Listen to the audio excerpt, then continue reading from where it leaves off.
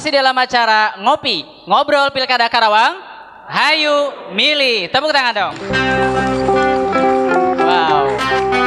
Nah, ini menarik sekali ya. Menarik sekali obrolan kita tadi di segmen tadi pertama bahasan tentang partisipasi masyarakat nih kita nih, partisipasi masyarakat. Nah, untuk Kang Aden Kang Farid dulu.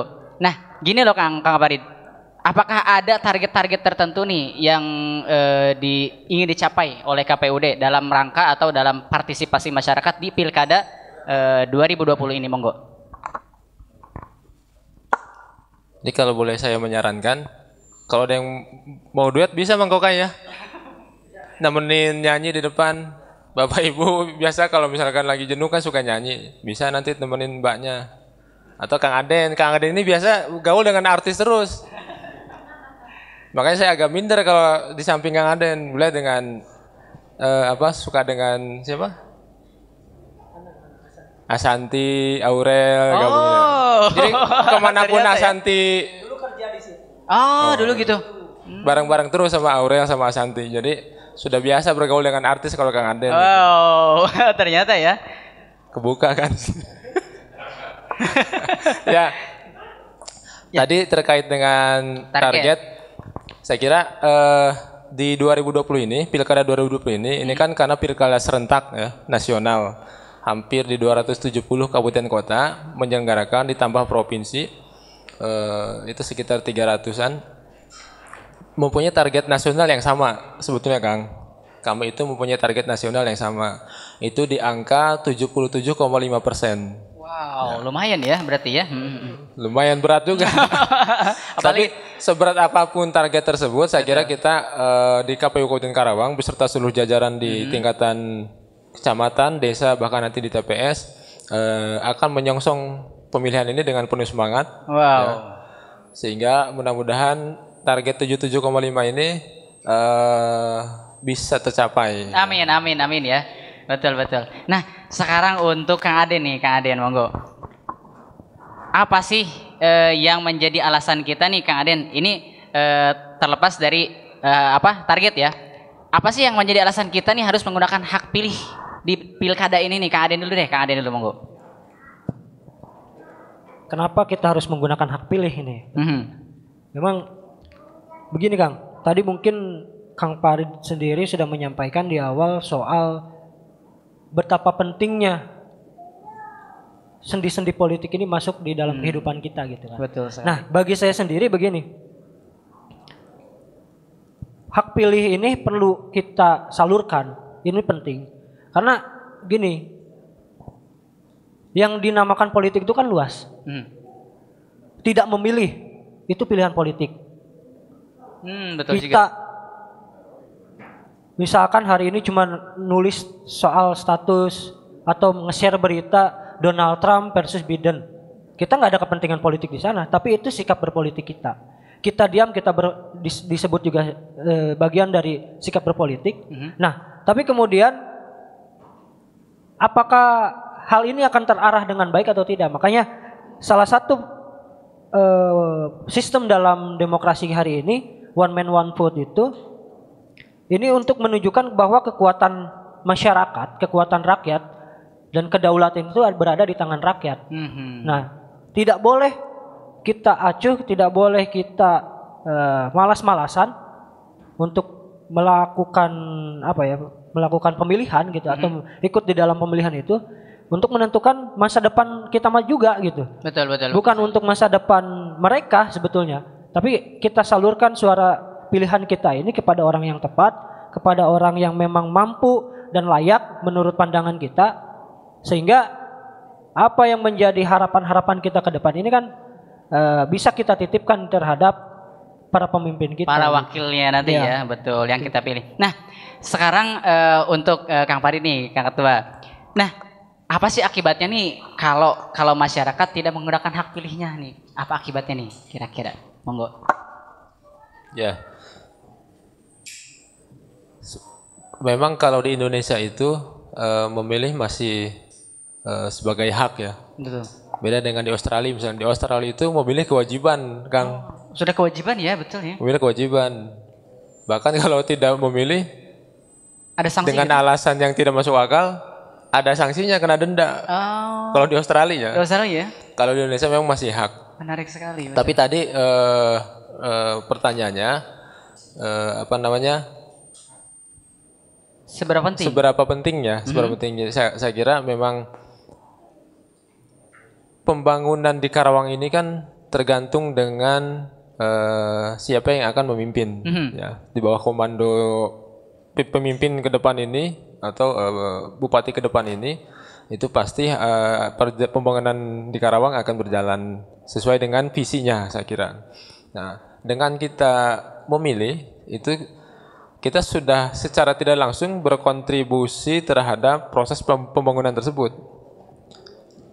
Dengan cara apa? Dengan cara misalkan melegitimasi pemimpin tersebut, ya, nantinya akan melakukan proses eksekusi pembangunan karena sebagai pihak yang kita percayakan, sehingga dampak dari pembangunan tersebut seharusnya secara linier itu berefek juga terhadap seluruh masyarakat yang ada di Karawang. Wah, betul sekali. Itu efek linearnya seperti itu sebetulnya.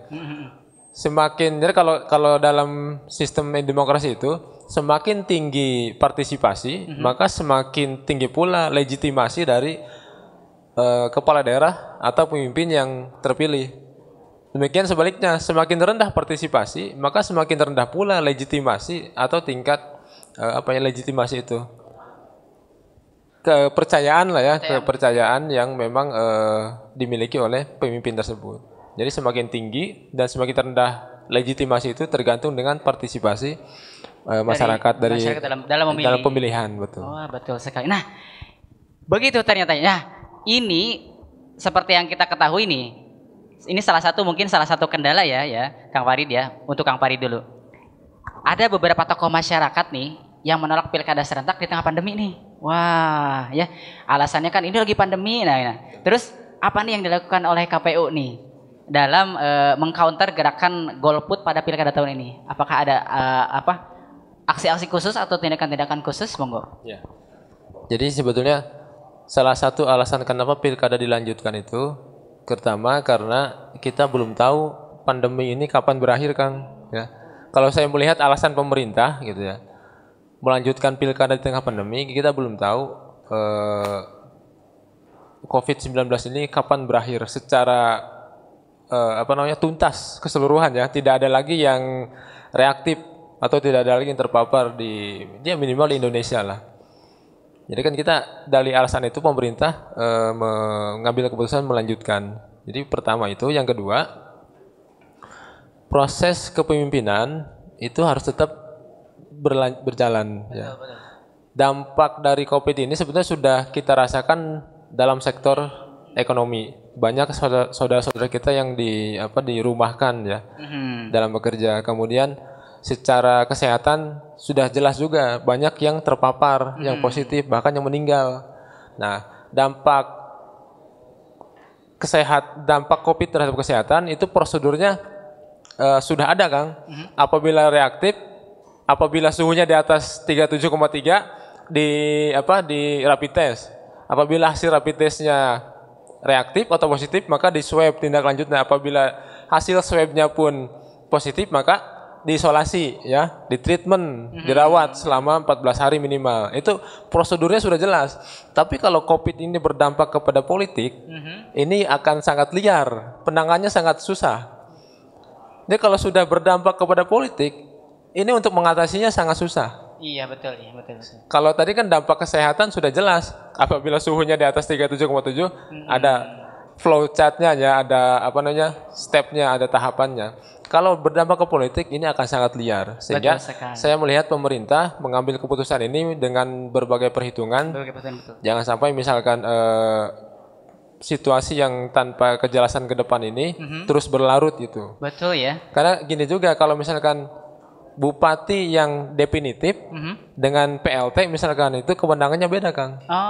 Jadi PLT atau pelaksana tugas bupati itu tidak punya hak mengeksekusi anggaran atau misalkan tidak ada kewenangan-kewenangan yang seperti bupati terpilih secara definitif. Itu perbedaannya. Kalau misalkan tetap ditunda dengan status PLT, khawatirnya yang menjadi korban nanti pembangunan juga gitu. Betul ya. Intinya mah adalah life must go on. Kudu diterusin ya. Jadi dengan kondisi yang tidak menentu ini pasti ke depan bisa-bisa malah jadi merugikan kalau ini tidak diteruskan atau tidak dilanjutkan ya pilkada serentak ini. Semakin menarik obrolan kita. Dan tadi disinggung masalah kewajiban ya, antara hak apa ini teh bagusnya jadi hak, apakah bagus menjadi sebuah kewajiban gitu ya, memilih itu untuk kita gitu ya. Kita akan bahas lagi ini nanti setelah jeda break ya. Setelah ini tetap di acara ngobrol Pilkada Karawang. Hayu milih. Karena kalau urusan politik uang, hari ini Anda dibayar 5 tahun udah gimana gua? Iya betul. Karena kan sudah selesai kontraknya, selesai misalkan di angka sekian ribu. Sekian ribu ya. Udah itu udah selesai, ke depan daerah X ini terserah mau saya apakan terserah. Iya gitu. betul, karena sudah dibayar ya. Karena sudah selesai kontraknya.